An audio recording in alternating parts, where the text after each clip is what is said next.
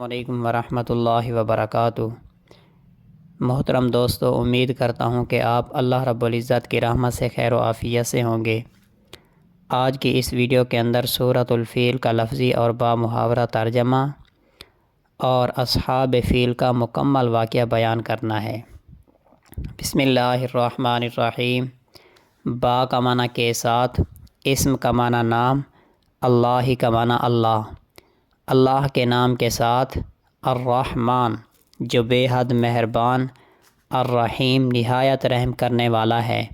بسم اللہ الرحمن الرحیم، اللہ کے نام کے ساتھ جو بے حد مہربان نہایت رحم کرنے والا ہے۔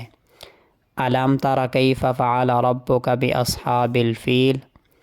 آ کا معنی کیا، لم ترا آپ نے نہیں دیکھا، الم ترا کیا آپ نے نہیں دیکھا، کیفا کیسے، فعل کیا، رب کا معنی رب، کا معنی آپ کے، الم ترا کیف فعل ربک کیا آپ نے نہیں دیکھا کہ کیسے کیا آپ کے رب نے، باصحاب الفیل با کا معنی کے ساتھ، اصحاب کا معنی والے، فیل کا معنی ہاتھی، باصحاب الفیل ہاتھی والوں کے ساتھ۔ الم تر کیف فعل ربک باصحاب الفیل کیا آپ نے نہیں دیکھا کہ کیسے کیا آپ کے رب نے ہاتھی والوں کے ساتھ۔ الم یجعل کیدہم فی تضلیل۔ کا معنی کیا، لم یجعل نہیں بنایا، قید کا معنی مکر، ہم کا معنی ان کی، الم یجعل کیدہم کیا نہیں بنایا ان کی مکر کو، فی کا معنی میں، تضلیل کا معنی گمراہ غلط، الم یجعل کیدہم فی تضلیل کیا ان کی تدبیروں کو غلط نہیں کر دیا۔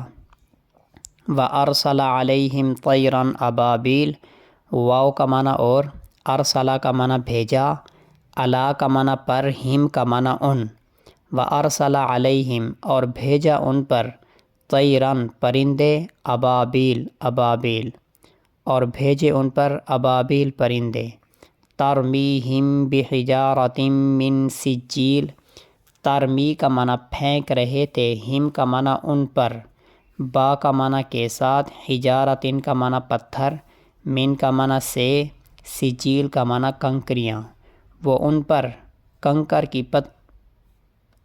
پتھریاں پھینک رہے تھے۔ فجعلہم کعصف مأکول، فا کا معنی پس، جعل کا معنی بنا دیا، ہم کا معنی ان کو، پس بنا دیا ان کو، کعصف کا معنی کی طرح، کاف کا معنی کی طرح، عصف کا معنی بھوسا، مأکول کا معنی کھایا ہوا، فجعلہم پس بنا دیا ان کو، کعصف مأکول کھائے ہوئے بھوسے کی طرح۔ سورت کے اندر اللہ تبارک و تعالیٰ نے اصحاب فیل کا واقعہ بیان فرمایا۔ اصحاب فیل یعنی ہاتھی والے، ان سے مراد ابرہ اور اس کے ساتھی ہیں۔ یہ شخص شاہ حبش کی طرف سے یمن کا گورنر تھا۔ ابرہ نے اپنے ساتھیوں کو ہاتھیوں پر سوار کر کے لایا۔ اس کا مقصد یہ تھا کہ کعبہ شریف کو گرا دیں تاکہ لوگوں کا رخ ان کے اپنے بنائے ہوئے گھر کی طرف ہو جائے جسے انہوں نے یمن میں بنایا تھا، اور اسے کعبہ یمانیہ کہتے تھے۔ یہ لوگ کعبہ پر حملہ کرنے کے لیے آئے مگر خود ہی برباد ہوئے، وہ بھی پرندوں کی پھینکی ہوئی چھوٹی چھوٹی کنکریوں کے ذریعے۔ واقعہ کی تفصیل یوں ہے کہ یمن پر اقتدار حاصل کرنے کے بعد ابرہ نے ارادہ کیا کہ یمن میں ایک ایسا کنیسہ بنائے جس کی نظیر دنیا میں نہ ہو۔ اس کا مقصد یہ تھا کہ یمن کے عرب لوگ جو حج کرنے کے لیے مکہ مکرمہ جاتے ہیں اور بیت اللہ کا طواف کرتے ہیں، یہ لوگ اس کنیسہ کی عظمت اور شوکت سے مرعوب ہو کر کعبہ کی بجائے اسی کی طرف آنے لگیں۔ چنانچہ اس نے اتنا اونچا کنیسہ تعمیر کیا کہ اس کی بلندی نیچے کھڑا ہو کر آدمی نظر نہیں ڈال سکتا تھا۔ اس کو سونے چاندی اور جواہرات سے مزین کیا اور پوری مملکت میں اعلان کرا دیا کہ اب یمن سے کوئی شخص مکہ والے بیت اللہ کے اندر حج کرنے کے لیے نہ جائے گا۔ اور اسی گھر کی عبادت کرے گا۔ عرب میں اگرچہ بت پرستی غالب تھی، مگر خانہ کعبہ کی عظمت اور محبت لوگوں کے دلوں کے اندر بہت زیادہ پیوست ہو چکی تھی۔ اس لیے عدنان اور قحطان اور قریش کے قبائل میں غم و غصہ کی لہر دوڑ گئی، یہاں تک کہ مالک بن کنانہ کے ایک شخص نے رات کے وقت ابرہ والے کنیسہ میں داخل ہو کر اس کو گندگی سے آلودہ کر دیا۔ ابرہ کو جب اس کی اطلاع ہوئی کہ کسی قریشی نے ایسا کیا تو اس نے قسم کھائی کہ میں ان کے کعبے کو گرا کر چھوڑوں گا۔ ابرہ نے اس کی تیاری شروع کر دی اور اپنے بادشاہ نجاشی سے اجازت مانگی۔ اس نے اپنا خاص ہاتھی جس کا نام محمود تھا بھیج دیا کہ وہ اس پر سوار ہو کر کعبہ پر حملہ کرے۔ لوہے کی مضبوط اور لمبی زنجیریں باندھ کر ان زنجیروں کو ہاتھیوں کے گلے میں باندھیں اور ان کو ہنکا دیں تاکہ سارا بیت اللہ معاذ اللہ زمین پر آ گرے۔ عرب میں جب اس حملے کی خبر پھیلی تو سارا عرب مقابلے کے لیے تیار ہو گیا۔ یمن کے عربوں میں سے ایک شخص جس کا نام ذوالفر تھا، اس نے عربوں کی قیادت اختیار کی اور عرب لوگ اس کے گرد جمع ہو کر مقابلے کے لیے تیار ہو گئے۔ ابرہ کے خلاف جنگ کی، مگر اللہ تعالیٰ کو تو یہ منظور تھا کہ ابرہ کی شکست انسانوں کے ذریعے نہ ہو، لہذا عرب سے مقابلہ ہوا۔ عرب اس کے مقابلے میں کامیاب نہ ہوئے۔ ابرہ نے ان کو شکست دی اور ذوالفر کو قید کر لیا۔ اس کے بعد جب وہ قبیلہ خثعم کے مقام پر پہنچا تو اس قبیلے کے سردار نفیل بن حبیب نے پورے قبیلے کے ساتھ ابرہ کا مقابلہ کیا، مگر ابرہ کے لشکر نے ان کو بھی شکست دے دی اور نفیل بن حبیب کو بھی قید کر لیا۔ ارادہ تو اس کے قتل کرنے کا تھا، لیکن یہ خیال کر کے کہ اس سے راستوں کا پتہ معلوم کریں گے، اس کو زندہ چھوڑ دیا اور ساتھ لے لیا۔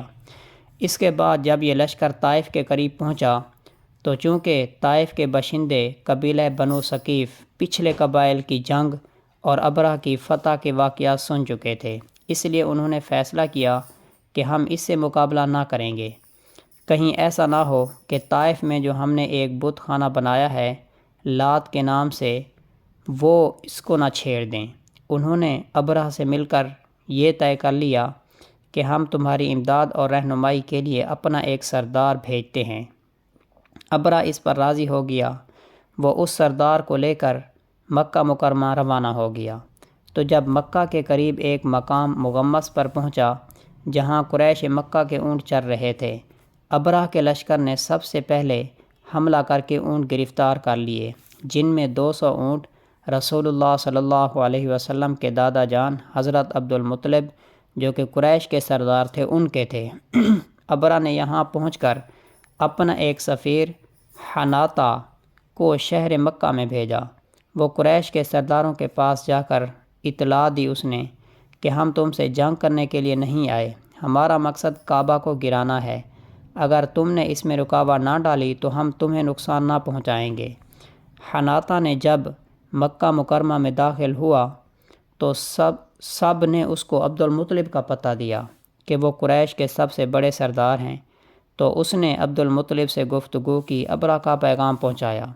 عبد المطلب نے جواب دیا کہ ہم بھی ابرہ سے جنگ کرنے کا کوئی ارادہ نہیں رکھتے، نہ ہمارے پاس اتنی طاقت ہے کہ اس کا مقابلہ کریں، البتہ یہ بتائے دیتا ہوں کہ یہ اللہ کا گھر ہے، اس کے خلیل حضرت ابراہیم علیہ السلام نے بنایا ہے، وہ خود اس کی حفاظت فرمائے گا۔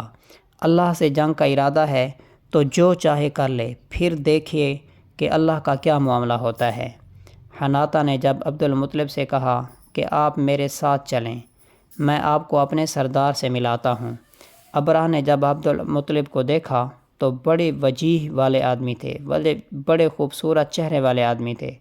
ان کو دیکھ کر اپنے تخت سے نیچے اتر کر بیٹھ گیا اور عبد المطلب کو اپنے برابر بٹھایا اور اپنے ترجمان سے کہا کہ عبد المطلب سے پوچھیں کہ وہ کس غرض سے آئے ہیں۔ عبد المطلب نے کہا میری ضرورت تو اتنی ہے کہ میرے اونٹ جو آپ کے لشکر نے گرفتار کر لیے ہیں ان کو چھوڑ دیں۔ ابرہ نے ترجمان کے ذریعے عبد المطلب سے کہا جب میں نے آپ کو پہلے دیکھا تھا تو میرے دل میں آپ کی بڑی وقت اور عزت ہوئی، مگر آپ کی گفتگو نے اس کو بالکل ختم کر دیا کہ آپ نے مجھ سے صرف اپنے اونٹوں کی بات کی، اور آپ کو یہ معلوم ہے کہ میں آپ کے بیت اللہ کو گرانے کے لیے آیا ہوں، اس کے متعلق آپ نے کوئی گفتگو نہ کی۔ عبد المطلب نے جواب دیا کہ میں تو اونٹوں کا مالک ہوں، مجھے ان کی فکر ہوئی، بیت اللہ کا مالک میں نہیں ہوں، جو اس کا مالک ہے وہ اپنے گھر کی حفاظت کرنا جانتا ہے۔ ابرہ نے کہا تمہارا خدا اس کو میرے ہاتھ سے نہ بچا سکے گا۔ عبد المطلب نے کہا تمہیں اختیار ہے، جو چاہے کرو۔ بعض روایات کے اندر یہ بھی آتا ہے کہ عبد المطلب کے ساتھ اور بھی قریش کے چند سردار گئے تھے۔ انہوں نے ابرہ کے سامنے یہ پیشکش کی کہ اگر آپ بیت اللہ پر دست اندازی نہ کریں اور واپس لوٹ جائیں تو ہم پورے تہامہ کی 1/3 پیداوار آپ کو بطور خراج ادا کرتے رہیں گے، مگر ابرہ نے ماننے سے انکار کر دیا۔ عبد المطلب کے اونٹ ابرہ نے واپس کر دیے اور اپنے اونٹ لے کر واپس آ گئے۔ بیت اللہ کے دروازے کا حلقہ پکڑ کر دعا میں مشغول ہوئے۔ آپ کے ساتھ قریش کی ایک بہت بڑی جماعت بھی تھی۔ سب نے اللہ تعالیٰ سے دعائیں کیں کہ ابرہ کے عظیم لشکر کا مقابلہ ہمارے بس میں نہیں، آپ ہی اپنے بیت اللہ کی حفاظت کا انتظام فرمائیں۔ بہت زیادہ روئے دھوئے اور بہت زیادہ گریہ زاری کی، دعا کی۔ اس کے بعد حضرت عبد المطلب مکہ مکرمہ کے دوسرے لوگوں کو اپنے ساتھ لے کر مختلف پہاڑوں پر چلے گئے، کیونکہ ان کو یقین تھا کہ اس کے لشکر پر اللہ کا عذاب آئے گا۔ اسی یقین کی بنا پر انہوں نے ابرہ سے خود اپنے اونٹوں کا مطالبہ کیا۔ بیت اللہ کے متعلق گفتگو کرنا اس لیے پسند نہ کیا تھا کہ خود ان کے پاس مقابلہ کی طاقت بھی نہیں، اور دوسری طرف ان کو یہ بھی یقین تھا کہ اللہ تبارک و تعالی خود اپنے بیت اللہ کی حفاظت فرمائیں گے۔ چنانچہ جب صبح ہوئی تو ابرہ نے بیت اللہ پر چڑھائی کی تیاری کی اور اپنے محمود نامی ہاتھی کو آگے چلنے کے لیے تیار کیا۔ نفیل بن حبیب، جن کو ابرہ نے راستے میں گرفتار کر لیا تھا، اس وقت آگے بڑھے اور ہاتھی کا کان پکڑ کر کہنے لگے کہ تو جہاں سے آیا ہے وہیں صحیح سالم لوٹ جا، کیونکہ تو اللہ کے بلد امین یعنی محفوظ شہر میں ہے۔ یہ کہہ کر اس کا کان چھوڑ دیا۔ ہاتھی یہ سنتے ہی بیٹھ گیا۔ ہاتھی بانوں نے اس کو اٹھانا چاہا لیکن وہ اپنی جگہ سے نہ ہلا۔ اس کو بڑے بڑے اہنی تیروں سے مارا گیا۔ اس نے ان کی بھی پرواہ نہ کی۔ اس کے ناک میں لوہے کا آنکڑا ڈال دیا گیا، پھر بھی وہ کھڑا نہ ہوا۔ لوگوں نے دوسری طرف دریا کی طرف اس کو چلانا چاہا تو وہ فوراً کھڑا ہو گیا۔ پھر اس کو شام کی طرف چلانا چاہا تو وہ فوراً چلنے لگا۔ مشرق کی طرف چلاتے تو وہ بیٹھ جاتا، بیت اللہ کی طرف چلاتے تو وہ بیٹھ جاتا۔ تو دوسری طرف دریا کی طرف سے کچھ پرندوں کی قطاریں نظر آئیں، جن میں سے ہر ایک کے ساتھ 3 کنکریاں چنے یا مسور کی دال کے برابر تھیں۔ واقدی کی روایت کے اندر ہے کہ یہ پرندے عجیب و غریب طرح کے تھے جو اس سے پہلے کبھی نہیں دیکھے گئے۔ جسامت میں کبوتر سے چھوٹے تھے، ان کے پنجے سرخ تھے۔ حضرت سعید بن جبیر رضی اللہ تعالیٰ عنہ نے فرمایا کہ یہ سبز رنگ کے پرندے تھے جن کی چونچیں پیلے رنگ کی تھیں۔ حضرت اکرمہ رضی اللہ تعالیٰ عنہ نے بیان فرمایا کہ یہ پرندے دریا سے نکل کر آئے تھے جن کے سر چوپایوں کی طرح تھے، ہر پنجے میں ایک کنکر اور ایک چونچ میں کنکر لیے ہوئے دکھائی دیتے تھے۔ فوراً ہی ابرہ کے لشکر پر چھا گئے۔ ہر ایک کنکر نے وہ کام کیا جو بندوق کی گولی بھی کام نہیں کر سکتی تھی۔